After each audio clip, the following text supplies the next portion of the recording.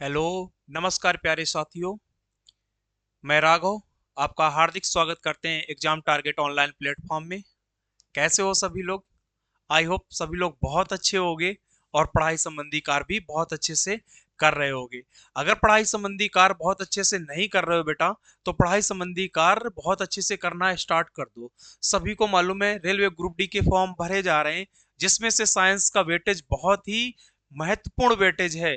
तो उस वेटेज को देखते हुए हम लोग साइंस की क्लासेस स्टार्ट कर चुके हैं और बहुत अच्छे तरीके से हम लोग साइंस को कवर कर रहे हैं, एकदम बेसिक से। हम लोग अब तक बायोलॉजी के अंतर्गत हम लोग 5 क्लासेस कर चुके हैं। पहली क्लास में हमने बायोलॉजी का इंट्रोडक्शन जाना था। दूसरी, तीसरी और चौथी क्लास में बेटा हमने एक बहुत ही बेहतरीन चैप्टर, पूरी बायोलॉजी का बैकबोन, जिसका नाम है इंपॉर्टेंट टर्मिनोलॉजी, हमने वो कवर किया था।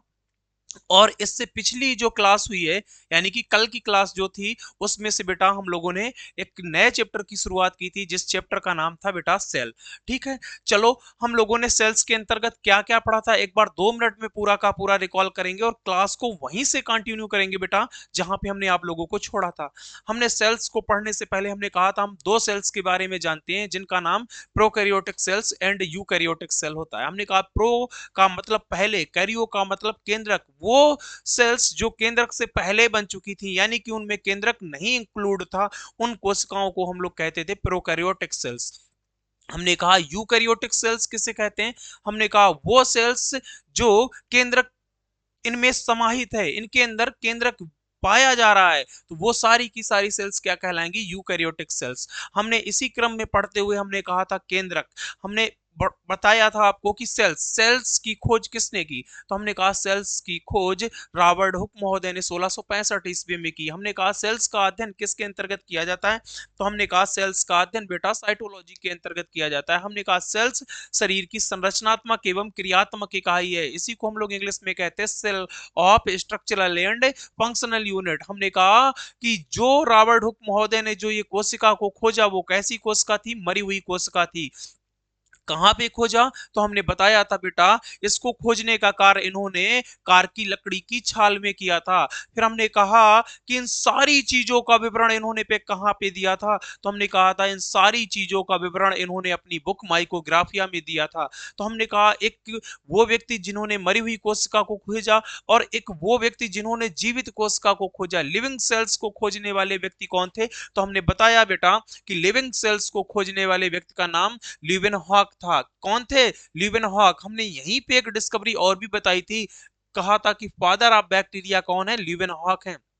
हमने कहा कि इन्होंने भी जब लिविंग सेल्स यानी कि जीवित कोशिका को खोजा, तो उस सन वो सन कौन सा था? तो हमने कहा वो सन बेटा 1674 ईस्वी थी। कब थी? 1674 ईस्वी। अब यहीं पे एक पॉइंट और भी बन रहा था।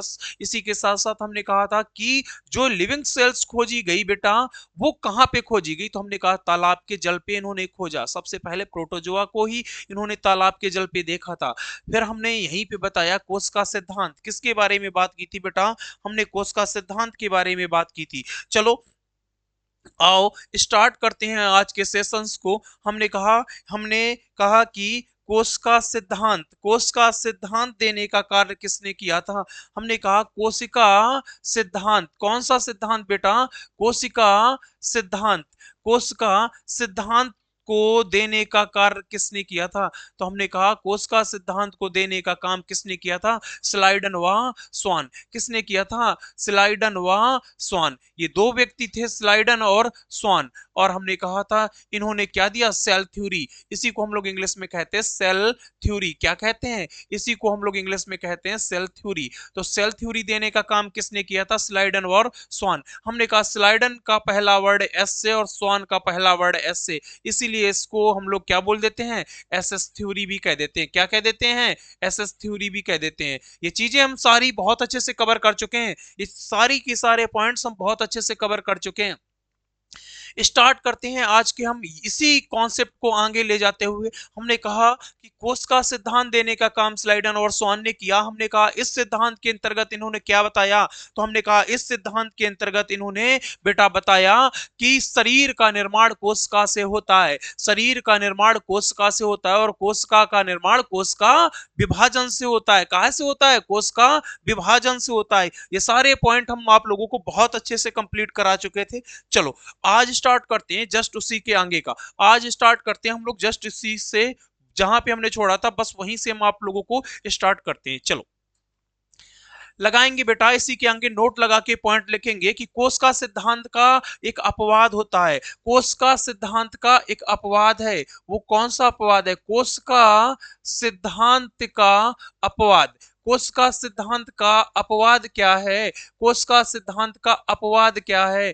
तो हम लोग जानेंगे कोश का सिद्धांत का अपवाद कौन होता है। विषाणु।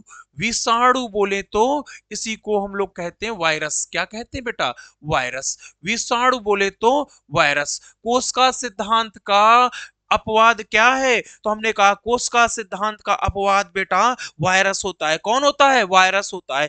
बहुत बार एग्जाम्स में पूछा जाने वाला प्रश्न, काफी बार एग्जाम में पूछा जाने वाला प्रश्न कि विषाणु। विषाणु बोले तो वायरस, विषाणु बोले तो वायरस। वायरस हमने कहा कि वायरस की खोज किसने की? डिस्कवरी करने वाले व्यक्ति का क्या नाम है? तो भाई उनका नाम है इवानोवस्की। क्या नाम है? इवानोवस्की। विषाणु की खोज करने का कार्य किसने किया था? हमने कहा विषाणु की खोज करने का काम इवानोवस्की ने किया था। हमने पॉइंट क्या जाना बेटा? हमने पॉइंट जाना कि कोश का सिद्धांत का एक अपवाद है जिसका नाम क्या है? विषाणु। विषाणु बोले तो हमने कहा इसको हम लोग कहते हैं वायरस। क्या कहते हैं? वायरस कहते हैं। वायरस कहते हैं। हमने कहा कि कोश का सिद्धांत का जो अपवाद है वायरस, ये क्या है? ये वायरस कोश का सिद्धांत का अपवाद है। हमने कहा विषाणु की खोज करने का काम किसने किया? तो हमने कहा विषाणु की खोज करने का काम इवानोवस्की ने किया। किसने किया? इवानोवस्की ने किया। हमने कहा यही वायरस, हमने कहा यही वायरस, हमने कहा यही वायरस सजीव और निर्जीव के बीच की योजक कड़ी है। विषाणु बेटा क्या है? विषाणु। चलो विषाणु क्या है? देखो वायरस को हम लोग पढ़ेंगे आगे चल के, बहुत अच्छे से कवर करेंगे, इस पे बातें भी करेंगे। हमने अभी फिलहाल में हम लोग इतना जानेंगे कि विषाणु बोले तो वायरस। हमने कहा सजीव और निर्जीव, सजीव और निर्जीव, सजीव और निर्जीव के बीच की योजक कड़ी है। किसके बीच की योजक कड़ी है? सजीव और निर्जीव के बीच की योजक कड़ी है। सजीव और निर्जीव के बीच की योजक कड़ी है कौन? विषाणु। विषाणु क्या है बेटा? सजीव और निर्जीव के बीच की योजक कड़ी है कौन? विषाणु। हमने जान लिया कि हमने क्या जाना? हमने जाना बेटा, हमने जाना कि कोश का सिद्धांत का एक अपवाद है जिसका नाम विषाणु है। हमने कहा विषाणु की खोज किसने की? हमने कहा विषाणु की खोज किसने की? हमने कहा विषाणु की खोज करने वाले व्यक्ति का क्या नाम है? तो हमने बताया उन व्यक्ति का नाम है इवानोवस्की। हमने कहा विषाणु है क्या? हमने कहा सजीव और निर्जीव के बीच की योजक कड़ी कौन है? विषाणु है। तो यही हमने कोश का सिद्धांत के अंतर्गत हमने ये भी चीजें जान ली कि कोश का सिद्धांत का अपवाद क्या है? विषाणु है। विषाणु की खोज किसने की? इवानोवस्की ने की। वायरस है क्या बेटा? तो हमने कहा सजीव और निर्जीव के बीच की योजक कड़ी कौन है? विषाणु है। चलो इसी क्रम में हम लोग और आगे बढ़ते हुए चलेंगे। यहीं पे हम लोग नोट लगा के पॉइंट लिख लेंगे। यहीं पे हम लोग नोट लगा के, नोट लगाओ और नोट लगा के कुछ ऐसे पॉइंट लिख लो जो आपके एग्जाम में हूबहू ऐसे ही देखने को मिलने वाले हैं। उन पॉइंटों को हम लोग लिखते हैं। हम लिखेंगे पादप और जंतु के बीच की योजक कड़ी। पादप और जंतु के बीच की, पादप और जंतु के बीच की योजक कड़ी। पादप और जंतु के बीच की योजक कड़ी तो कौन है बेटा? पादप और जंतु के बीच की योजक कड़ी युगलीना। कौन है बेटा? युगलीना। पहला पॉइंट हमारा हो गया। देखो सजीव और निर्जीव के बीच की योजक कड़ी वायरस और पादप और जंतु के बीच की योजक कड़ी युगलीना। कौन हो गया बेटा? युगलीना। चलो यहीं पे पॉइंट नंबर दूसरा लिखेंगे, यहीं पे पॉइंट नंबर दूसरा लिखेंगे बेटा, यहीं पे पॉइंट नंबर दूसरा लिखेंगे कि सबसे छोटी कोशिका कौन होती है? सबसे सबसे छोटी कोशिका, सबसे छोटी कोशिका, सबसे छोटी कोशिका कौन होती है? उसका नाम होता है माइकोप्लाज्म। क्या होता है? माइकोप्लाज्म। माइकोप्लाज्म। माइकोप्लाज्म। सबसे छोटी कोशिका कौन होती है? माइकोप्लाज्म। सबसे छोटी कोशिका कौन होती है? माइकोप्लाज्मा। ठीक है, माइकोप्लाज्मा। चलो सबसे छोटी कोशिका पता चल गई, तो सबसे बड़ी कोशिका कौन होती है? सबसे बड़ी कोशिका, सबसे बड़ी कोशिका। तो सबसे बड़ी कोशिका बेटा कौन होती है? तो सबसे बड़ी कोशिका शुतुरमुर्ग का अंडा। क्या होता है बेटा? शुतुरमुर्ग का अंडा। शुतुरमुर्ग का अंडा ये सबसे बड़ी कोशिका होती है।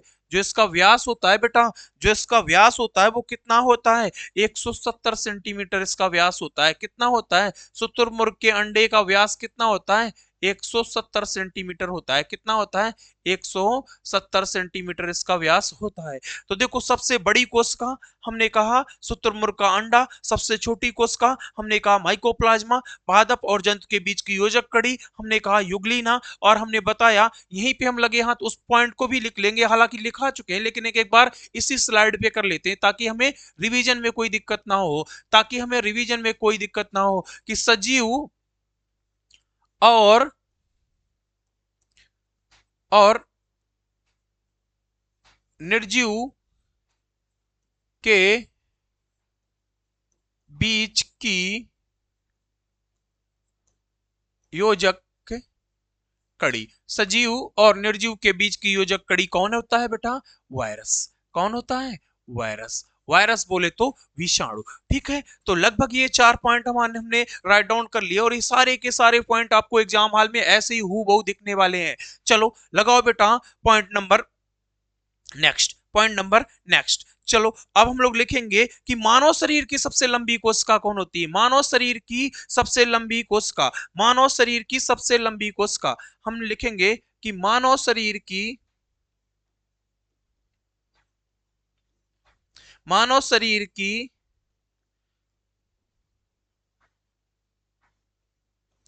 सबसे लंबी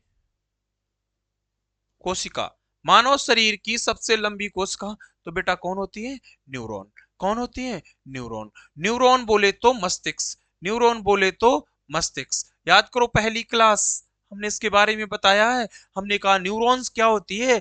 ब्रेन्स की इकाई होती है, यूनिट होती है। ब्रेन की इकाई क्या होती है? न्यूरॉन होती है। तो ये देखो सजीव और निर्जीव के बीच की योजक कड़ी वायरस, पादप और जंतु के बीच की योजक कड़ी युगलीना, और सबसे छोटी कोशिका माइकोप्लाज्मा, सबसे बड़ी कोशिका शुतुरमुर्ग का अंडा जिसका व्यास 170 सेंटीमीटर होता है। हमने कहा कि मानव शरीर की सबसे लंबी कोशिका न्यूरॉन होती है। तो इस तरीके से हमने पहले आज हमने पढ़ना स्टार्ट किया सेल थ्योरी का अपवाद। हमने अपवाद के बारे में जाना कि अपवाद वो भैया कौन सा है, तो हमने कहा अपवाद बेटा वायरस है। वायरस बोले तो विषाणु। हमने कहा विषाणु की खोज करने का कार्य किसने किया है, तो हमने कहा इवानोवस्की ने किया है।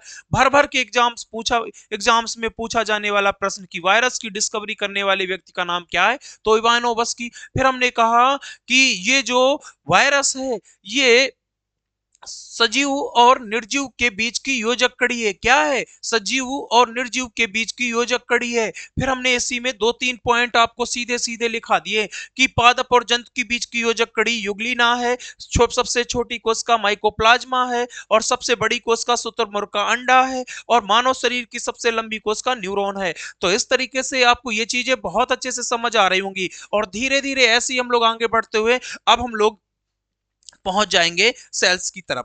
कहां पे? सेल्स की तरफ।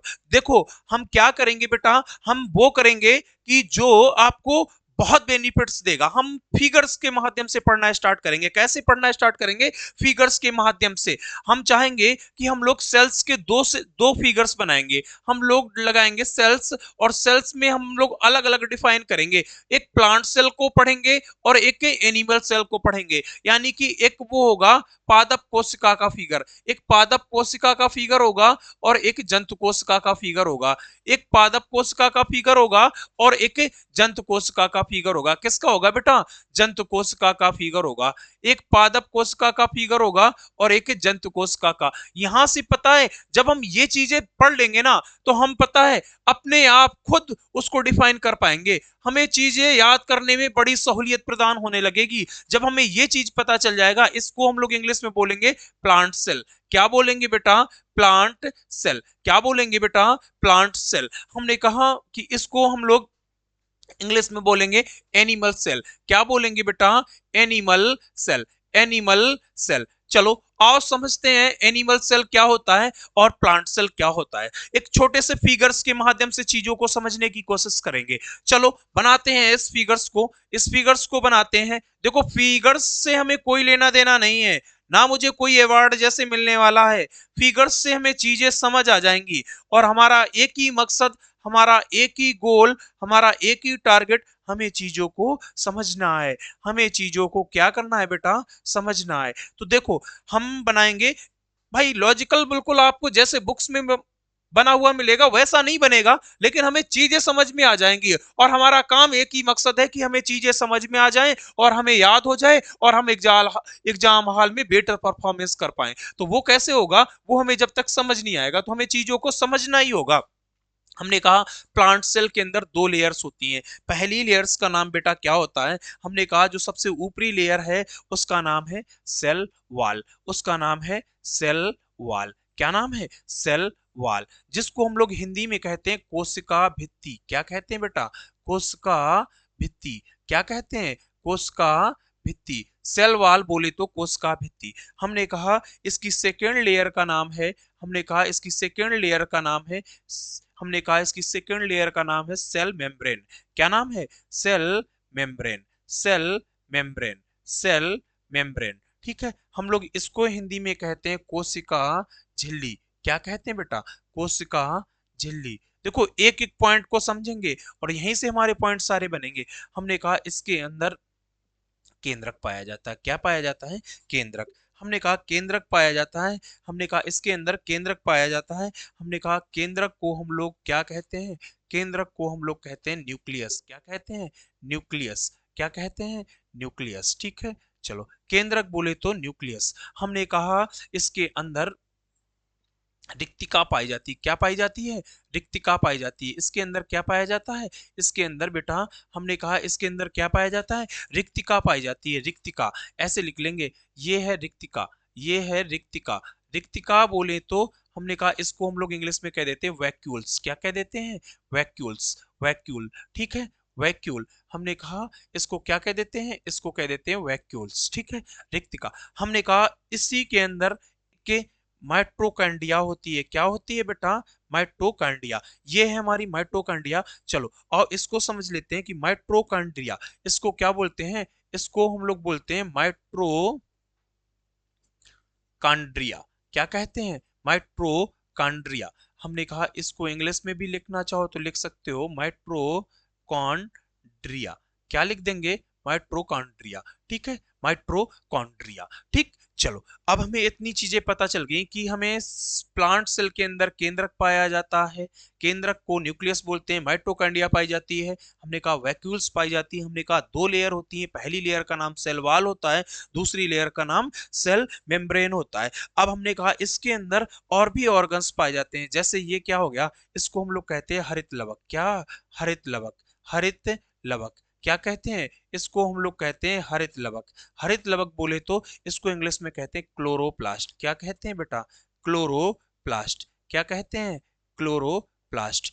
क्लोरोप्लास्ट। हरित लवक बोले तो क्लोरोप्लास्ट। हरित लवक बोले तो क्लोरोप्लास्ट। ठीक है, इतनी चीजें समझ आ गई होंगी। आओ यहीं पे हम लोग क्या करते हैं, जंतु कोशिका को बना लेते हैं। यहीं पे लगे हाथ हम लोग जंतु कोशिका को भी बना लेते हैं। हमने कहा इसके अंदर भी क्या होता है, केंद्रक होता है। क्या होता है बेटा, इसके अंदर भी क्या होता है, केंद्रक होता है। देखो ये है इसके अंदर केंद्रक। हमने कहा केंद्रक किसमें भी पाया जाता है, केंद्रक इसके अंदर भी पाया जाता है। तो ये बात किसकी हो गई, केंद्रक की। केंद्रक प्लांट सेल में भी होता है, केंद्रक एनिमल सेल में भी होता है। हमने कहा इसके अंदर माइटोकांड्रिया भी पाई जाती है। हमने कहा माइटोकांड्रिया इसके अंदर भी, हमने कहा माइटोकांड्रिया इसके अंदर भी। तो हमें ये भी पॉइंट क्लियर हो गया कि माइटोकांड्रिया प्लांट सेल में और एनिमल सेल में। हमने कहा यहाँ पे एक चीज और एक्स्ट्रा पाई जाती है जिसका नाम है तारक काय। तारक काय ओनली किस में पाया जाता है बेटा, तारक काय ओनली जंतु कोशिका में पाया जाता है। तारक काय ओनली जंतु कोशिका में। तारक काय को हम लोग इंग्लिश में कहते हैं सेंट्रोसोम। क्या कहते हैं बेटा, सेंट्रोसोम। सेंट्रोसोम, सेंट्रोसोम किसको कहते हैं, तारक काय को कहते हैं। न्यूक्लियस इसमें होता है, न्यूक्लियस इसमें होता है। माइटोकांड्रिया इसमें होता है, माइटोकांड्रिया इसमें होता है। इसमें हरित लवक होता है तो इसमें तारक काय होता है, इसमें हरित लवक होता है तो इसमें तारक काय होता है। हमने कहा कि इसके अंदर सिर्फ सिंगल लेयर है। जो सिंगल लेयर है उसका नाम है, उसका नाम है बेटा, उसका नाम है कोशिका। उसका नाम है कोशिका, उसका नाम है कोशिका झिल्ली। कौन सी लेयर है, कोशिका झिल्ली। कोशिका झिल्ली, जिसको हम लोग इंग्लिश में लिखते हैं सेल मेम्ब्रेन। क्या लिखते हैं, सेल मेम्ब्रेन। सेल मेम्ब्रेन क्या लिखते हैं बेटा, सेल मेम्ब्रेन। तो देखो इसके अंदर सिर्फ एक सिंगल लेयर है जिसका नाम कोशिका झिल्ली है। हमने कहा इसके अंदर सेकेंड दो लेयर है। पहली वाली लेयर्स का नाम क्या है, पहली वाली लेयर्स का नाम बेटा क्या है, हमने कहा पहली वाली लेयर्स का नाम कोशिका भित्ति है। और सेकेंड वाली लेयर्स का नाम क्या है, हमने कहा सेकेंड वाली लेयर्स का नाम कोशिका झिल्ली है। क्या नाम है, कोशिका झिल्ली है। वहां पे एक सिंगल लेयर है, वहां पे एक सिंगल लेयर है जिसका नाम कोशिका झिल्ली है। यानी कि यहां से हमें काफी चीजें समझ आने लगी होंगी कि सेल मेम्ब्रेन किस में है, सेल वाल किस में है, माइटोकॉन्ड्रिया दोनों में है, कोशिका केंद्रक बोले तो दोनों में है, रिक्तिका इसमें पाई जाती है, हरित लवक इसमें पाया जाता है, तारक का इसमें पाया जाता है। तो ऐसी बहुत सारी चीजें हमने धीरे धीरे समझ ली और इससे फिगर्स के माध्यम से आप स्वयं क्वेश्चंस करोगे, हम नहीं करेंगे। मेरी बात को आप यकीन मानना, आप स्वयं क्वेश्चन इसके करोगे, अपने मन से स्वयं क्वेश्चन करोगे। चलो तो ये चीज आपको समझ में आ गई। हमने सेल्स को डिफाइन किया, हमने एक सेल्स प्लांट सेल और एक एनिमल सेल्स। हमने कहा प्लांट सेल का ये फिगर होता है जिसके अंदर सेल वाल होती है, जिसके अंदर सेल मेम्ब्रेन होती है, जिसके अंदर रिक्तिका होती है, जिसके अंदर केंद्रक होता है, जिसके अंदर माइटोकॉन्ड्रिया होती है, जिसके अंदर हरित लवक पाया जाता है। हमने कहा एक एनिमल सेल का फिगर बनाया, हमने कहा जिसके अंदर न्यूक्लियस होता है, जिसके अंदर माइटोकॉन्ड्रिया होता है, जिसके अंदर तारक काय होता है, जिसके अंदर कोशिका झिल्ली होती है। यानी कि एक सिंगल लेयर होता है, जिस सिंगल लेयर का नाम होता है कोशिका झिल्ली, बोले तो सेल मेम्ब्रेन। तो इस तरीके से आपको ये सारी चीजें बहुत अच्छे से समझ आ रही होंगी। चलो तो ये हमने फिगर समझ लिया। अब फिगर से जुड़ी हुई हम लोग इन्हीं एक एक पॉइंट्स पे पढ़ना स्टार्ट करेंगे। यहीं से हम लोग क्या करेंगे, एक एक पॉइंट्स पे पढ़ना स्टार्ट करेंगे। चलो सबसे पहले हम लोग लगाएंगे heading cell wall. Cell wall बोले तो पादप, सेल वाल बोले तो हमने कहा कोशिका भित्ति, सेल वाल बोले तो हमने कहा इसको हम लोग लिखेंगे कोशिका भित्ति। क्या लिखेंगे बेटा, कोशिका भित्ति। कोशिका भित्ति, कोशिका भित्ति, इसी को हम लोग इंग्लिश में कहते हैं, इसी को हम लोग इंग्लिश में क्या कहते हैं, इसी को हम लोग इंग्लिश में कहते हैं सेल वॉल। क्या कहते हैं, सेल वॉल। Cell wall. देखो अभी जस्ट याद करो, अभी जस्ट याद करना। देखो हम नहीं बता रहे, तुम बताओगे बेटा।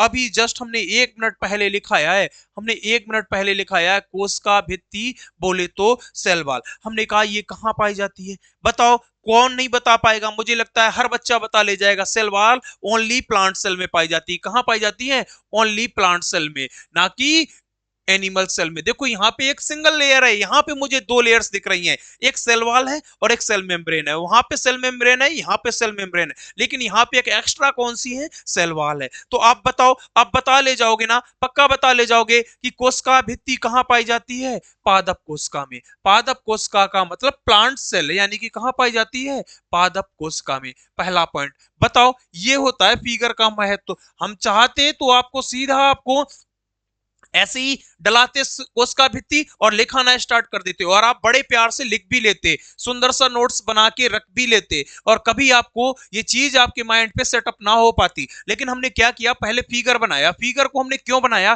ताकि आप उसमें डिफरेंस तो कर पाओगे। हमने कहा 2 लेयर, भैया ने बताया 2 लेयर तो प्लांट सेल में है, सिंगल लेयर एनिमल सेल में, यानी कि सेल वॉल किसमें पाई जा रही थी, प्लांट सेल में पाई जा रही थी। तो अब पहला पॉइंट हमने स्वयं उसका निर्धारण कर लिया। हमने कहा कि कोशिका भित्ति बोले तो सेल वॉल यानी कि पादप कोशिका में पाई जाती है। कहां पाई जाती है, ओनली पादप कोशिका में। कहां पे, ओनली पादप कोशिका में। पादप कोशिका में पाई जाती है, पादप कोशिका में पाई, पादप कोशिका में पाई जाती है। ऐसे भी लिखना चाहो तो लिख सकते हो, केवल पादप कोशिका में पाई जाती है ना। पादप कोशिका में पाई जाती है मतलब केवल पादप कोशिका में पाई जाती है। अब मुझे बताना कि इसका वर्क क्या होता है, इसका कार्य क्या होता है। तो आप सभी लोग बता ले जाओगे कि इसका कार्य होता है सुरक्षा प्रदान करना। क्या है बेटा, सुरक्षा प्रदान करना। इसका कार्य क्या होता है, सुरक्षा प्रदान करना। इसका कार्य होता है सुरक्षा प्रदान करना। क्या काम होता है, सुरक्षा प्रदान करना। चलो आओ समझते हैं कैसे सुरक्षा प्रदान करना। भाई ये हम है, इतना ये मान लो, ये वाली जो मुझे इतना दिख रहा है, ये कौन है, ये हम है। और यहाँ ये कौन है, ये मेरे स्टूडेंट है, जो मेरे प्यारे स्टूडेंट है सारे के सारे ये हैं। अब बताओ, अगर हम यहाँ पे खड़े हैं तो जाहिर सी बात है मेरी सुरक्षा कौन करेगा, जो ऊपर की लेयर होगी, जो मेरे ऊपर आवरण चढ़ा होगा वो मेरे स्टूडेंटों का आवरण होगा। अब अगर कोई व्यक्ति मुझे क्षति पहुंचाना चाह रहा है तो पहले उसको किससे निपटना होगा, पहले उसको मेरे स्टूडेंट से निपटना होगा। किससे, स्टूडेंट से। भाई ये हम हैं और ये मेरे स्टूडेंट है। ये कौन है, ये हम हैं, ये हम हैं और ये मेरे स्टूडेंट हैं। कौन है, स्टूडेंट हैं। अब कोई व्यक्ति मुझे मारने आएगा तो पहले उसको किससे निपटना होगा, पहले मेरे उसको मेरे स्टूडेंट से निपटना होगा, तब तो हम तक पहुंच पाएगा वो। भाई ऐसे तो डायरेक्टली नहीं पहुंच जाएगा। तो पहले मेरे स्टूडेंट से निपटेगा, उसके बाद ही हम तक पहुंच पाएगा। तो जाहिर सी बात है, अब ये सेल मेम्ब्रेन है और ये सेल वॉल है, तो जाहिर सी बात है ये सेल वॉल इस पूरे के पूरे प्लांट सेल का क्या काम कर रही है, सुरक्षा प्रदान करने का, यानी कि रक्षा, सुरक्षा बोले तो रक्षा करने का काम कर रही है। तो देखो फिगर का महत्व तो आपको समझ आने लगा होगा। दोनों के दोनों पॉइंट हमने लिखा है और दोनों के दोनों पॉइंट हमारे फिगर से ही निकल आए। कहां से निकल आए, फिगर से ही निकल आए। अब बात आती है कि पादप की कोशिका भित्ति, जो ये कोशिका भित्ति है, यानी कि पादप कोशिका की, पादप कोशिका की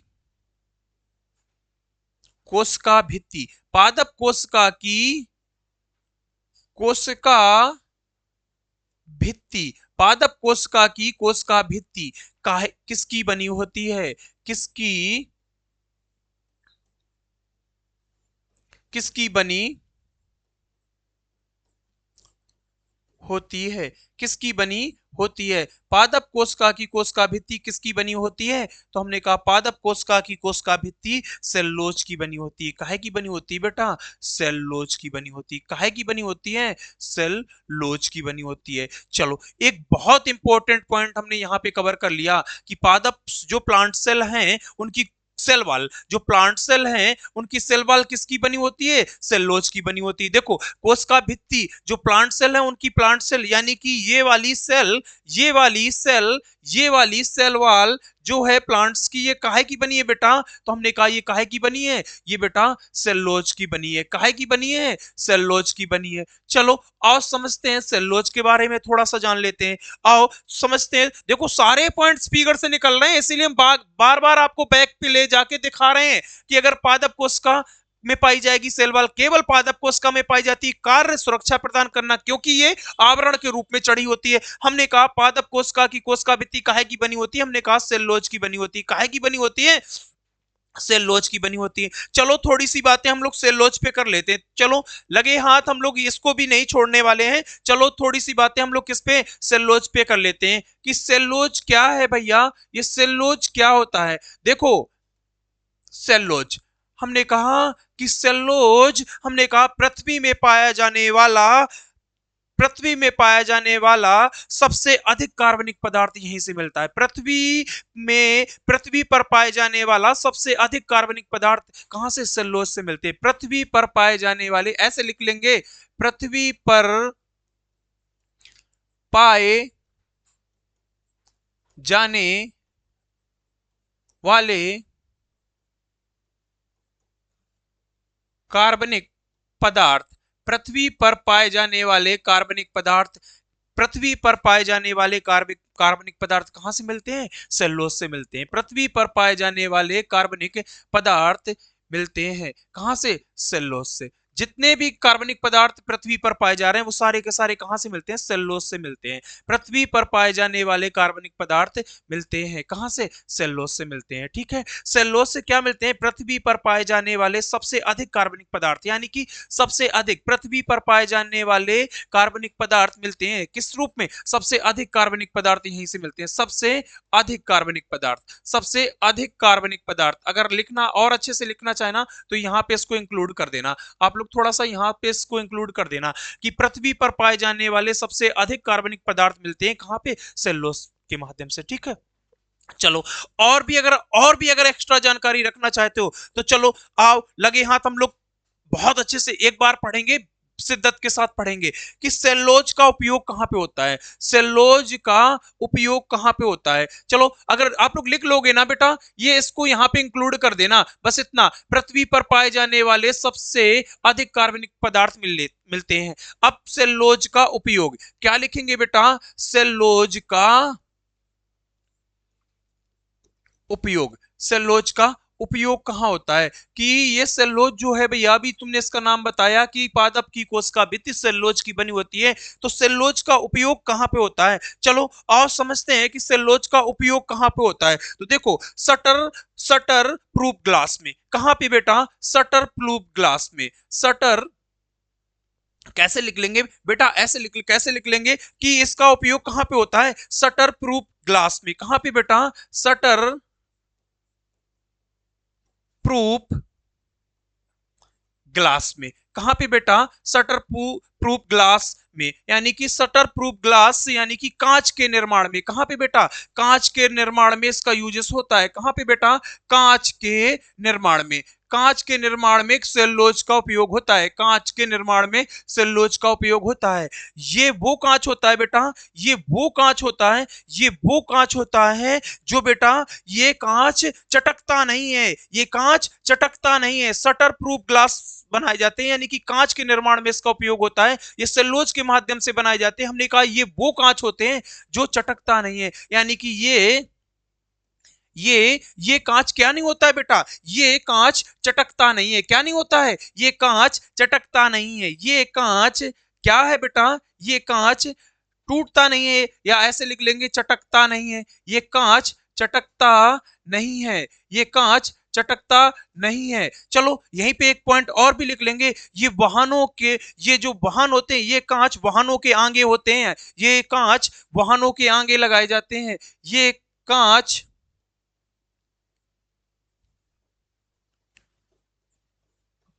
वाहनों के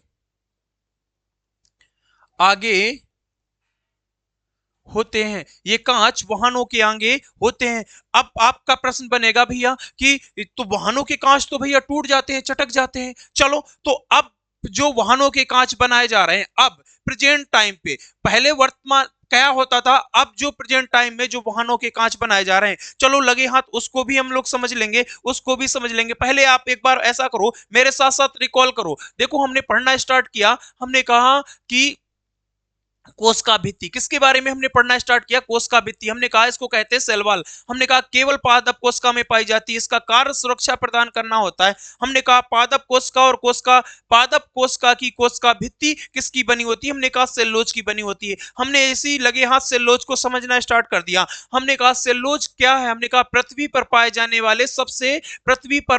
वाले सबसे अधिक कार्बनिक पदार्थ मिलते हैं कहां? सेलुलोज से। हमने कहा सेलुलोज का उपयोग शटर प्रूफ ग्लास बनाने में, यानी कि कांच का निर्माण करने में। हमने कहा ये कांच जल्दी से चटकता नहीं है। हमने कहा ये कांच वाहनों के आगे लगे होते हैं। अब वर्तमान में इसी क्रम में हम लोग क्या करेंगे? अब वर्तमान में जो वाहनों के कांच होते हैं, वर्तमान में वर्तमान में वर्तमान में वाहनों के कांच, वर्तमान में वाहनों के कांच, वर्तमान में वाहनों के कांच जो बने होते हैं, वर्तमान में वाहनों के जो कांच लगे होते हैं वो बेटा, वर्तमान में जो वाहनों के कांच होते हैं वो काहे के होते हैं, पीवीवी, पीवीबी। क्या है कि बेटा पीवीबी का उपयोग होता है। कौन से, पीवीवी का उपयोग होता है, पीवीवी का उपयोग होता है। वर्तमान में वाहनों के जो कांच होते हैं वो बेटा काहे के बने होते हैं, पीवीवी का उपयोग होता है। अब ये पीवीवी क्या होता है, चलो इसको भी हम लोग लगे हाथ जान लेंगे।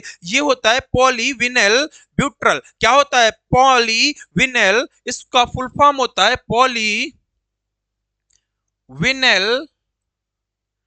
ब्यूट्रल, ब्यूट्रल, ब्यूट्रल, पॉलीविनाइल ब्यूट्रल। पीवीवी का फुल फॉर्म होता है पॉलीविनाइल ब्यूट्रल। क्या होता है, पॉलीविनाइल ब्यूट्रल, पॉलीविनाइल ब्यूट्रल। तो ये हमें पता चल गया पॉलीविनाइल ब्यूट्रल, ब्यूट्रल क्या होता है, पॉलीविनाइल ब्यूट्रल, ब्यूट्रल क्या होता है, ब्यूट्रल, ब्यूट्रल कैसे लिख लेंगे, BUTYARL है ना, BU सही से लिख लेंगे, BUY बोइट्रल ऐसे लिख लेंगे, ठीक है, ऐसे लिख लेंगे बोइट्रल, बोइट्रल, ठीक है। तो ये हो गया हमारा क्या बेटा, ये हो गया हमारा बट्रल, बट्रल यानी कि पॉलीविनाइल बट्रल। ये क्या हो गया इसका, ये अब वर्तमान में वाहनों में जो कांच लग रहे हैं वो काहे के लगे होते हैं, पीवीबी के। पीवीबी का मतलब होता है पॉलीविनाइल ब्यूट्रल, है ना, बट्रल, ठीक है। चलो इसको सही से लिख लेंगे, बट ऐसे लिख लेंगे, एक बार इसको सही से लिख लेंगे, कोई दिक्कत ना, इसको सही से लिख लेंगे। इसका सही ये होता है बट्रल, ठीक है, बट्रल। चलो तो इस तरीके से हमारा ये भी कंप्लीट हो गया, यहाँ पे ये भी कंप्लीट हो गया पॉलीविनाइल बट्रल। ये क्या है, पीवी का फुल फॉर्म है। और इस दौरान, इस समय प्रेजेंट टाइम में वर्तमान में जो वाहनों के कांच लगे होते हैं वो काहे के, पीवीवी। ये एक प्रकार की फाइबर है, ये एक प्रकार की पीवीवी क्या है बेटा, ये पीवीवी एक प्रकार की फाइबर है। क्या है बेटा, ये पीवीवी एक प्रकार की फाइबर है। अब जो बच्चा हमसे पहले पढ़ चुका है वो सच में जान रहा होगा कि भैया डेली का डेली इंक्रीजमेंट, क्यों, क्यों, तो इस क्यों का जवाब बेटा यही है कि मैच्योरिटी एक दिन में नहीं आती है, लेकिन धीरे धीरे आप जब उस पर वर्क करने लगते हो ना तो मैच्योरिटी क्या, आप एक संपूर्ण मैच्योरिटी के साथ आगे निकल कर आ जाते हो। देखो जब हमने पहली क्लासेस की होंगी तो हो सकता है मे भी हमने आप लोगों को ऐसे नहीं पढ़ाया होगा, हमें भी बहुत अच्छे से याद है कि हमने इतना अच्छे लेवल से और इतनी एक्स्ट्रा ऑर्डिनरी बातें नहीं बताई होंगी, लेकिन हमने पढ़ाया है, आपको बहुत अच्छा कंटेंट पढ़ाया है। जहां जहां हम ऑफलाइन क्लासेस कर रहे होते हैं वहां पे हम बहुत अच्छे से ये चीजों को कवर करा रहे होते हैं। लेकिन जब ऑनलाइन प्लेटफॉर्म पे हम उतरे तो हमने और भी बेटर देना स्टार्ट कर दिया। क्यों, क्योंकि मैच्योरिटी धीरे धीरे ही आती है और हम उस पर वर्क कर रहे हैं। वर्क करने के साथ साथ हम चीजों को बहुत अच्छे तरीके से समझा रहे हैं। हमने हो सकता है आपको ये सारी चीजें पहले, आज से पहले हमने नहीं बताई होंगी, लेकिन अब ये सारी चीजें आपको, इसीलिए हमने कहा कि ऑफलाइन भी पढ़िए और ऑनलाइन भी पढ़िए। मतलब आप बेहतरीन तरीके से पढ़ाई को कैसे भी करिएगा, बेहतरीन वे पे करिएगा, जी जान लगा के पढ़ाई करिएगा, डेडिकेशन के साथ पढ़ाई करिएगा, शिद्दत के साथ पढ़ाई करिएगा। पढ़ाई से ही सब कुछ होना है। आपको अगर एजुकेशन आपकी बहुत मजबूत हो जाएगी, बहुत स्ट्रांग हो जाएगी, तो फिर ये एजुकेशन आपको कुछ ना कुछ बनाकर ही छोड़ेगी। ये हमारी गारंटी है। वो क्या बनाएगी वो आने वाला वक्त बता ही देगा बेटा। तो देखो हमने आज से पहले हो सकता है ये सारी चीजें नहीं कराई होंगी, लेकिन अब यहाँ पे बहुत अच्छे तरीके से और बहुत डीपली और बहुत अच्छे लेवल पे पढ़ाई कर रहे हैं। हमने कहा कि सेलुलोज क्या होता है, पृथ्वी पे पाए जाने वाला सबसे अधिक कार्बनिक पदार्थ यहीं से मिलते हैं। हमने कहा सेलुलोज का उपयोग क्या होता है, शटर प्रूफ ग्लास में। हमने कहा कांच के निर्माण में। हमने कहा ये कांच चटकता नहीं है, ये कांच वाहनों के आगे लगे होते हैं। हमने कहा वर्तमान में वाहनों के कांच अब जो लगे होते हैं वो काहे के बने होते हैं। हमने कहा वर्तमान में जो वाहनों के कांच लगे होते हैं वो काहे के बने होते हैं, तो हमने इसको भी यहीं पे लिख लिया। हमने कहा वर्तमान में वाहनों के कांच पीवीबी का उपयोग होता है। हमने कहा पीवीबी क्या होता है, हमने कहा पॉलीविनाइल ब्यूट्रल, पॉलीविनाइल बट्रल। हमने कहा इसका ये फुल फॉर्म होता है। हमने कहा ये पीवीबी एक प्रकार का फाइबर होता है। क्या होता है, एक प्रकार का फाइबर होता है। क्या होता है, एक प्रकार का फाइबर होता है। तो इस तरीके से हमने यहाँ पे सेलुलोज को भी पढ़ लिया और कोशिका भित्ति से जुड़ी हुई जितनी बातें थी वो भी हम लोगों ने बहुत अच्छे से कवर कर लिया। चलो आगे हम लोग नोट लगा के और 3 पॉइंट लिखेंगे जो बड़े काम के पॉइंट है, जो सीधा सीधा आपको एग्जाम में पक्का देखने को मिल जाएंगे कि पादप कोशिका की, प्लांट सेल की, यानी कि पादप कोशिका की, यहीं पे लिख लेंगे, पादप कोशिका की, पादप कोशिका की कोशिका भित्ति, पादप कोशिका की कोशिका भित्ति, पादप कोशिका की कोशिका भित्ति काहे की बनी होती है, किसकी बनी होती है, पादप कोशिका की कोशिका भित्ति किसकी बनी होती है, किसकी बनी होती है, किसकी बनी होती है। चलो जस्ट अभी हमने बताया, जस्ट अभी हमने बताया, जरा भी देर नहीं लगाई, बिल्कुल 1 मिनट पहले हमने इस पॉइंट को बहुत अच्छे से कवर कराया। हमने कहा कि पादप कोशिका की कोशिका भित्ति किसकी बनी होती है, तो हमने कहा काहे की बनी होती है, सेलुलोज की बनी होती है, काहे की बनी होती है, सेलुलोज की बनी होती है। और ये पॉइंट आप लोगों को बहुत अच्छे से, सेलुलोज को हमने बहुत अच्छे से कवर किया। हमने कहा कि ये सेलुलोज, हमने कहा ये पृथ्वी पर पाया जाने वाला सबसे अधिक कार्बनिक पदार्थ यहीं से सेलुलोज से मिलते हैं। हमने कहा सेलुलोज का उपयोग वर्तमान में काहे में करते हैं, हमने कहा शटर प्रूफ ग्लास में करते हैं, इसका निर्माण कांच निर्माण में करते हैं। हमने कहा कांच निर्माण में, हमने कहा ये वो कांच होते हैं जो जल्दी जल्दी चटकते नहीं है। हमने कहा ये वो कांच होते हैं जो वाहनों में प्रयोग में लाए जाते हैं, वाहनों के आगे प्रयोग में लाए जाते हैं। हमने कहा वर्तमान में वाहनों में प्रयोग में अब बेटा पीवीवी फाइबर के प्रयोग में लाए जा रहे हैं, काहे के, पीवीवी फाइबर के कांच उपयोग में लाए जा रहे हैं। तो पादप कोशिका की कोशिका भित्ति काहे की बनी होती है, सेलुलोज की। हमने कहा यहीं पे दूसरा पॉइंट लिखेंगे बेटा, यहीं पे दूसरा पॉइंट लिखेंगे, कवक की कोशिका भित्ति, किसकी, कवक की कोशिका भित्ति, कवक की कोशिका भित्ति, यानी कि कवक की कोशिका भित्ति किसकी बनी होती है, कवक की कोशिका भित्ति किसकी बनी होती है। तो कवक की कोशिका भित्ति बेटा काहे की बनी होती है, काइटिन की बनी होती है, काहे की बनी होती है, काइटिन की बनी होती है। कवक की कोशिका भित्ति काहे की बनी होती है, काइटिन की बनी होती है। याद रखना ये बहुत इंपॉर्टेंट पॉइंट हैं जो आपको नंबर दिला के चले जाएंगे, आप समझ भी नहीं पाओगे। ये छोटे छोटे पॉइंट हमारे बड़े काम के पॉइंट हैं कि पादप कोशिका की कोशिका भित्ति सेलुलोज की और कवक की कोशिका भित्ति काहे की, बेटा काइटिन की। चलो एक और पॉइंट लिख लेंगे, अभी हमने नेक्स्ट क्लास पे ही बताया था इस पॉइंट को, नेक्स्ट क्लास पे ही बताया था। हमने कहा था कि जीवाणुओं की जीवाणु की खोज किसने की, याद आया सबको। हमने कहा जीवाणुओं की कोशिका भित्ति, जीवाणुओं की कोशिका भित्ति, जीवाणुओं की कोशिका भित्ति किसकी बनी होती है, जीवाणुओं की कोशिका भित्ति किसकी बनी होती है। तो हमने कहा जीवाणुओं की कोशिका भित्ति काहे की बनी होती है, पेप्टोडोग्लाइकन की, काहे की बनी होती है, पेप्टोडोग्लाइकन की, पेप्टोडोग्लाइकन की काहे की बनी होती है, पेप्टोडोग्लाइकन की बनी होती है। हमने कहा कि पेप्टोडोग्लाइकन की बनी होती है, काहे की बनी होती है, पेप्टोडोग्लाइकन की बनी होती है। हमें ये 3 पॉइंट हमारे बड़े ही काम के पॉइंट हैं, कहीं ना कहीं आपको एग्जाम हॉल में पक्का देखने को मिल जाएंगे कि कवक की कोशिका भित्ति काहे की, काइटिन की, पादप कोशिका की कोशिका भित्ति काहे की, सेलुलोज की। हमने सेलुलोज को भी बहुत अच्छे से कवर कर लिया, एक एक पॉइंट पे हमने सेलुलोज की बात की है और आपको बहुत अच्छे से समझाने की भी कोशिश की है कि सेलुलोज क्या होता है, कहाँ इसका यूजेस होता है और ये सेलुलोज से क्या बना होता है, इन सारी चीजों पे हम लोगों ने बात कर ली। तो पादप कोशिका की कोशिका भित्ति किसकी, सेलुलोज की बनी होती है, कवक की कोशिका भित्ति काहे की, काइटिन की बनी होती है, और जीवाणुओं की कोशिका भित्ति काहे की बनी होती है, पेप्टोडोग्लाइकन की। तो इस तरीके से बेटा आज हम लोगों ने क्या क्या पहले पढ़ना स्टार्ट किया, हमने कोशिका सिद्धांत का अपवाद बताया, वायरस को बताया, वायरस की डिस्कवरी करने वाले व्यक्ति का नाम बताया, इवानोवस्की बताया। हमने कहा वायरस है क्या बेटा, सजीव और निर्जीव के बीच की योजक कड़ी है। फिर हमने कहा पादप और जंतु के बीच की योजक कड़ी क्या है, हमने कहा युग्लिना है। फिर हमने कहा सबसे छोटी कोशिका क्या है, हमने बताया माइकोप्लाज्म है। फिर हमने कहा सबसे बड़ी कोशिका क्या है, हमने बताया शुतुरमुर्ग का अंडा है। हमने कहा मानव शरीर की सबसे बड़ी कोशिका क्या है, तो हमने बताया न्यूरॉन। न्यूरॉन किसकी इकाई है, हमने कहा ब्रेन्स, बोले तो मस्तिष्क की इकाई है। और फिर हमने 2 फिगर बनाए, एक एनिमल कोशिका का फिगर बनाया और एक प्लांट सेल का फिगर बनाया। हमने प्लांट सेल में बहुत सारे, प्लांट सेल के अंतर्गत बहुत सारे सेल्स को हमने डिफाइन किया, ऐसे एनिमल सेल्स में भी हमने, जंतु कोशिका के अंतर्गत भी हमने बहुत सारे और बहुत सारी सेल्स को डिफाइन किया। और उसी को साथ साथ पढ़ते पढ़ते फिर हम लोगों ने कोशिका भित्ति को पढ़ना स्टार्ट किया। हमने कहा कोशिका भित्ति केवल पादप कोशिका में पाई जाती है, इसका कार्य होता है सुरक्षा प्रदान करना। हमने कहा ये पादप की जो कोशिका भित्ति है काहे की बनी होती है, सेलुलोज की बनी होती है। हमने पूरे के पूरे पूरे सेलुलोज को डिफाइन कर दिया, फिर हमने ये आपको नोट डला के 3 पॉइंट और भी इंक्लूड करा दिए। चलो ठीक है, तो इस तरीके से आपको चीजें बहुत अच्छे से समझ आ रही होंगी। अब हम लोग क्या करते हैं, अब हम लोग क्या करते हैं बेटा, एक बड़ा सा फिगर बनाते हैं, एक बड़ा सा फिगर बनाते हैं और जितने भी सेल्स ऑर्गन्स हैं सारे सेल्स ऑर्गन्स को वह उसी में समाहित करते हैं और उस सेल्स ऑर्गन से हमारे बहुत सारे पॉइंट कंप्लीट हो जाएंगे।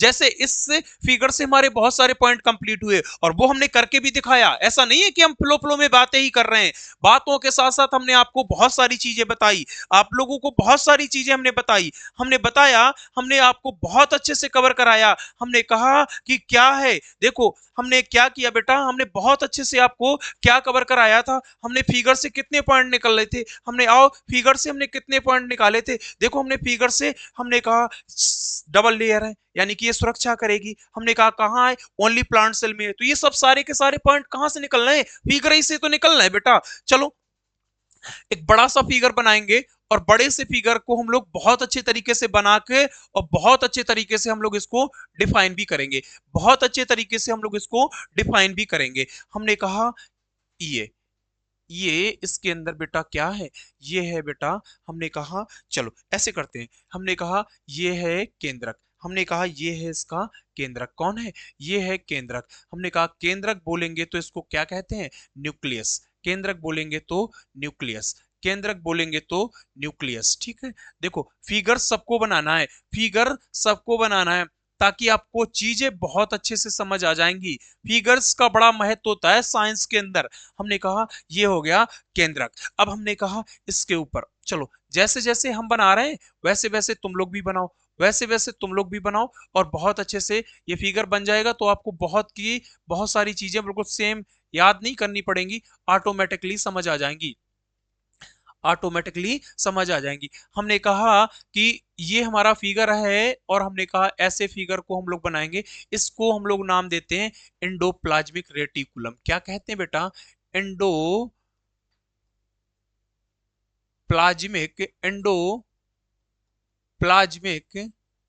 रेटिकुलम।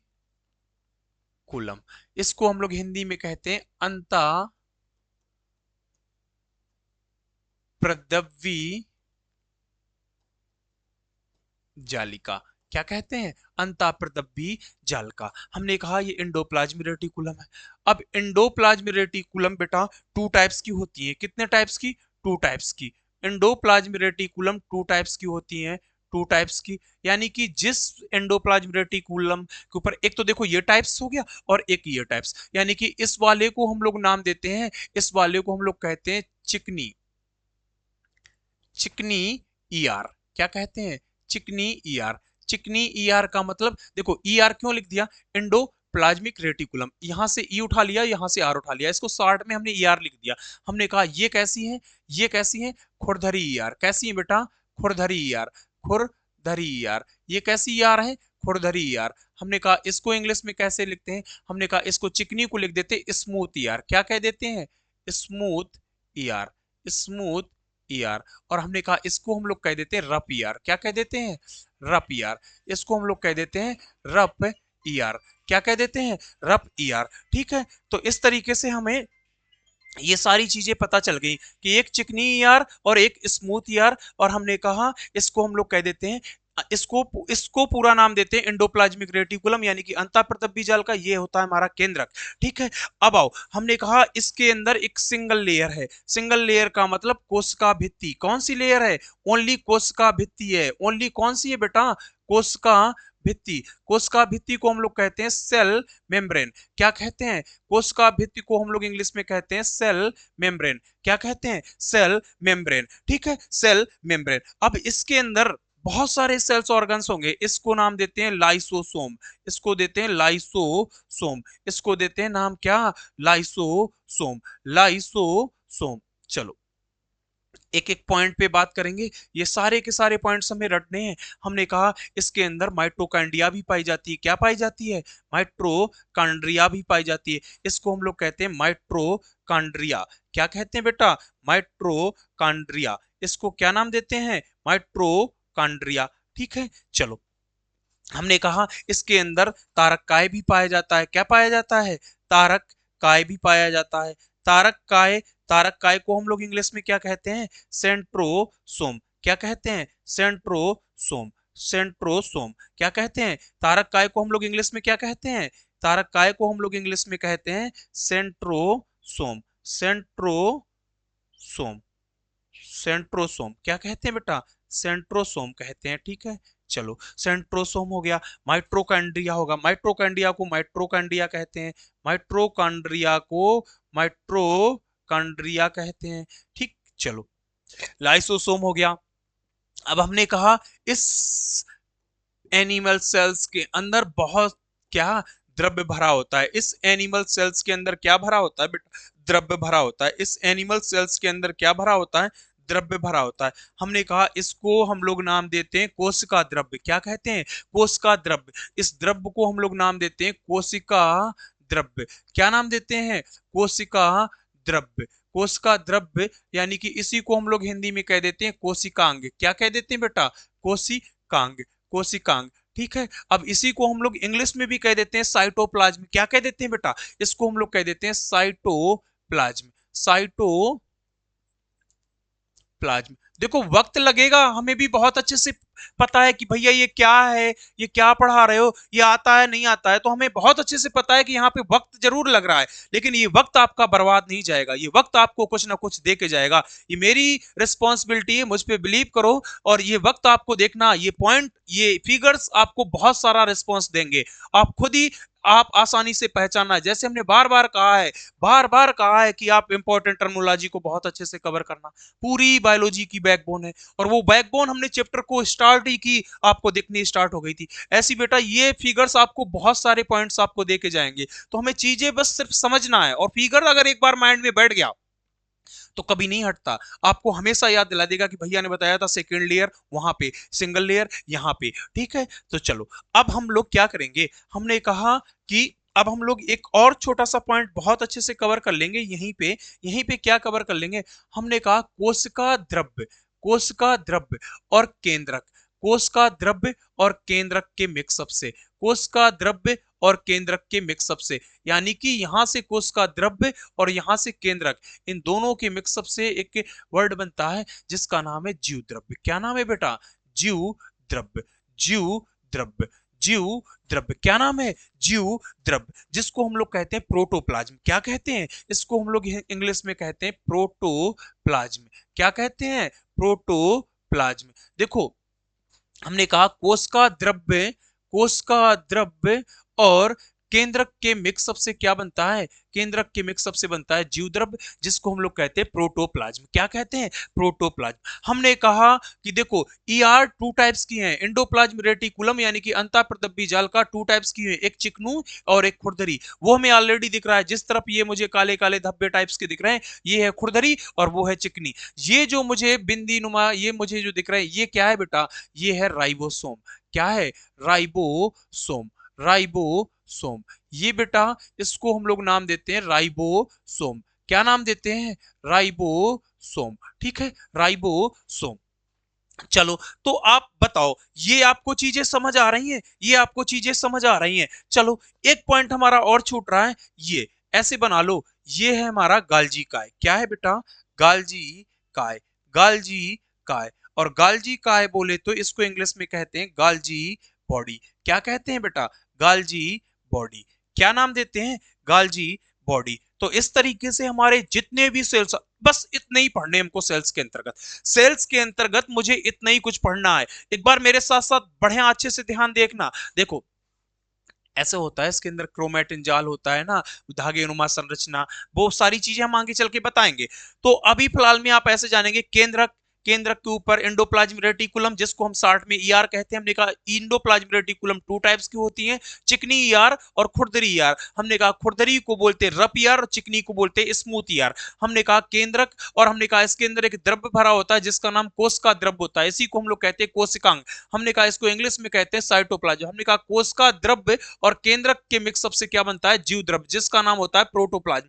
हमने कहा इसके अंदर लाइसोसोम पाया जाता है। हमने कहा इसके अंदर माइटोकॉन्ड्रिया होता है। हमने कहा इसके अंदर अंदर तारक काय होता है, हमने कहा इसके अंदर गाल्जी काय होता है, हमने कहा इसकी जो ये लेयर दिख रही है इसका नाम कोशिका भित्ति है यानी कि सेल मेम्ब्रेन है, और हमने कहा कि जो एंडोप्लाज्मिक रेटिकुलम के ऊपर मुझे जो काले काले धब्बे टाइप के दिख रहे हैं ये क्या है, राइबोसोम है। तो इस तरीके से हमने सारी चीजों को बहुत अच्छे से कवर कर लिया, सारी चीजों को बहुत अच्छे से कवर कर लिया, और कवर करने के साथ साथ बेटा हमने इनको बहुत अच्छे से समझा भी दिया, बहुत अच्छे से हमने समझा भी दिया। अब बस हमें क्या करना है, इन्हीं के बारे में पढ़ना है, कुछ भी नहीं करना है, बस यही क्या है केंद्रक, क्या है लाइसोसोम, क्या है माइटोकॉन्ड्रिया, क्या है तारक काय, क्या है कोशिका भित्ति, क्या है गाल्जी बॉडी, क्या है राइबोसोम, क्या है एंडोप्लाज्मिक रेटिकुलम, कौन सी चिकनी कौन सी खुरदरी, क्या होता है कोशिका द्रव्य, क्या होता है जीव द्रव्य, इन सब चीजों के बारे में हमें बहुत अच्छे से कवर करना है। तो देखो पहले हमने क्या किया, पहले हमने क्या किया, पहले हमने आपको बहुत अच्छे से बताया कि प्लांट सेल क्या है, एनिमल सेल क्या है। फिर हमने आपको बहुत अच्छे से बताया कि बेटा प्लांट सेल क्या है, एनिमल सेल क्या है, हमने उसमें डिफरेंस समझा। फिर हमने पादप कोशिका को पढ़ा, फिर हमने सेलुलोज को बहुत अच्छे से कवर किया, फिर वहां से जुड़े हुए हमने पॉइंट को भी बहुत अच्छे से कंप्लीट कर लिया, जितने भी पॉइंट बन रहे थे वो भी हमने बहुत अच्छे से कंप्लीट कर लिए। अब इस फिगर के माध्यम से आप इस फिगर को माइंड पे बैठाना, इसके बाद में इस फिगर के माध्यम से आप लोग बहुत अच्छे से कवर कर लेना, बहुत अच्छे लेवल से आपको अच्छे से धीरे धीरे से ये सारी चीजें समझ आ जाएंगी। चलो तो अब हम लोग क्या करते हैं, लगाते हैं एक एक सेल्स ऑर्गन्स को पढ़ना स्टार्ट करते हैं, लगाएंगे हम लोग नेक्स्ट जीव द्रव्य, जीव द्रव्य, चलो लगाओ हेडिंग बेटा, जीव द्रव्य। जीव द्रव्य बोले तो हमने कहा अभी अभी जस्ट हमने बताया कि जीव द्रव्य बोले तो प्रोटोप्लाज्म, जीव द्रव्य बोले तो हम लोग इसको इंग्लिश में कहते हैं प्रोटोप्लाज्म। क्या कहते हैं, प्रोटोप्लाज्म। जीव द्रव्य बोले तो प्रोटोप्लाज्म, जीव द्रव्य बोले तो प्रोटोप्लाज्म। अब ये जीव द्रव्य अभी जस्ट हमने 1 मिनट पहले बताया, देखो अगर आपने फिगर को बहुत अच्छे से समझा होगा तो तुरंत याद आ गया। जीव द्रव्य कैसे बन रहा है, कोशिका द्रव्य और केंद्रक के मिक्सअप से जीव द्रव्य बनता है। तो बताओ अब ये आप कर ले जाओगे ना आसानी से कि जीव द्रव्य भैया ने बताया कि कोशिका द्रव्य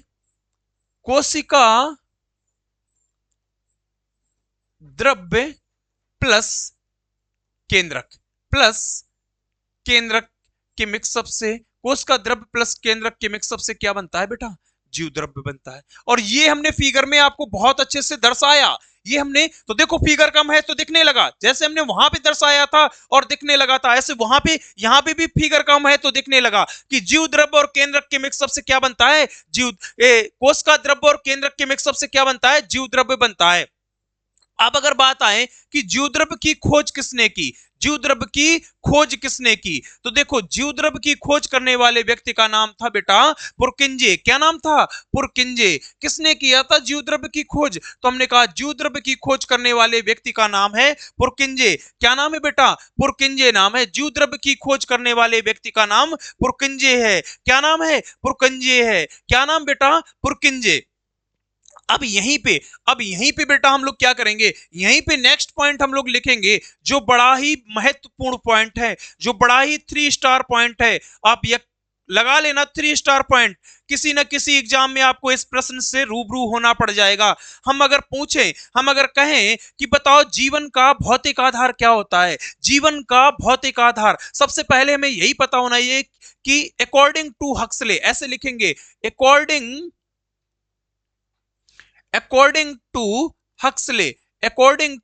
हक्सले, एक व्यक्ति है जिनका नाम हक्सले है, हक्सले के अनुसार, किसके अनुसार, हक्सले के अनुसार। देखो ये सारी चीजें आपको हक्सले के अनुसार हो सकता है किसी बुक्स में मिल जाएं, लेकिन मुझे नहीं लगता है इतनी आसानी से ये चीजें आपको किसी नॉर्मल बुक्स में मिलने वाली हैं, क्योंकि बहुत मेहनत के बाद में ये सारा कंटेंट, आप यकीन नहीं मानोगे मेरी बात का कि YouTube की एक क्लास 50 से 55 मिनट की मेरी होती है, और उस 50 से 55 मिनट के पीछे मेरा कम से कम 2 से 3 घंटे का होमवर्क होता है। मुझे ऐसा लगता है कि हम अपने बच्चों को इतना बेस्ट कंटेंट दें, इतना अच्छा कंटेंट दें कि वो उतने ही कंटेंट को पढ़ लें, और आप वो अपने लेवल के अकॉर्डिंग किसी भी एग्जाम में बैठ जाएं और साइंस से जितने क्वेश्चन बनते हो वो बड़ी आसानी से कर ले जाए। बेटा सच मानना मेरी बात को, बड़ी मेहनत के बाद में ऐसे पॉइंट आपके सामने हम ला पा रहे हैं। हमने कहा कि जो बहुत सारा हमने जो पहले नहीं पढ़ाया है ना, वो अब हम पढ़ा रहे हैं। क्यों? हमने कहा कि मैच्योरिटी एक दिन में हासिल नहीं होती, लेकिन धीरे धीरे स्टेप टू स्टेप अगर हम चलते रहेंगे तो मैच्योरिटी एक दिन जरूर हासिल हो जाएगी। तो उसी दिन के लिए हम ये मेहनत प्रॉपर कर रहे हैं, हम भी लगे हुए हैं, आप भी लोग ऐसे लगे रहना। हम गारंटी दिलाते हैं कि रेलवे ग्रुप डी में आपका सिलेक्शन हम पक्का कराएंगे। कैसे पक्का कराएंगे? आप धीरे धीरे ऐसे जुड़े रहिएगा, इस प्लेटफॉर्म के साथ जुड़े रहिएगा, और इस प्लेटफॉर्म को ऐसे ही आगे बढ़ाने के लिए अपना सहयोग देते रहिएगा।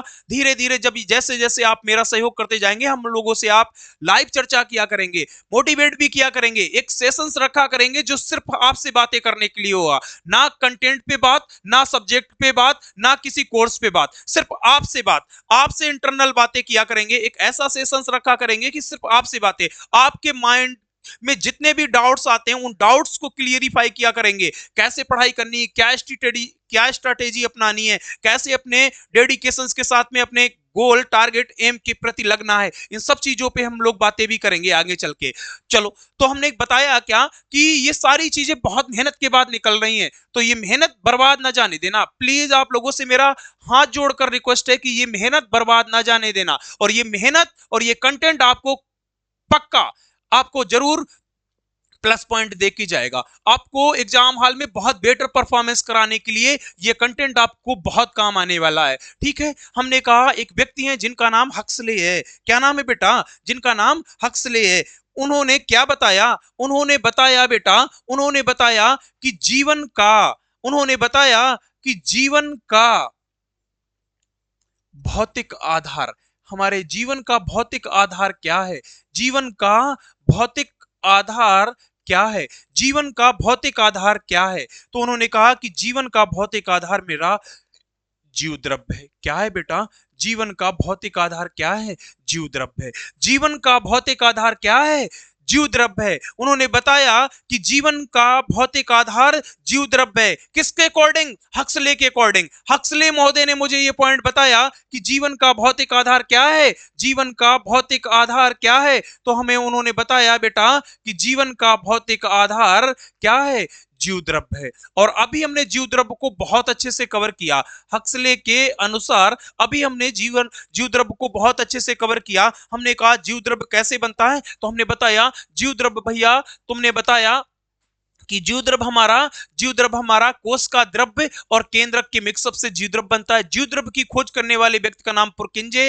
हमने कहा अकॉर्डिंग टू हक्सले, हक्सले के अनुसार जीवन का भौतिक आधार क्या है? जीव द्रव्य है। यहीं पे लगे हाथ एक पॉइंट और लिख लेंगे, हो सकता है आपकी बुक्स में ये पॉइंट मिल जाए, लेकिन बहुत मेहनत के बाद कैसे पॉइंट निकलते हैं आइए समझते हैं। हमने कहा जीवन का भौतिक आधार तो भैया जीव द्रव्य हो गया, तो जीवन का रासायनिक आधार क्या होता है?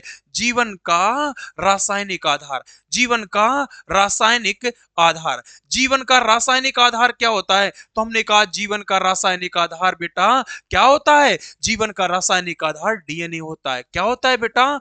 डीएनए होता है। वही डीएनए, डीएनए का फुल फॉर्म क्या होता है? D oxy ribo nucleic acid.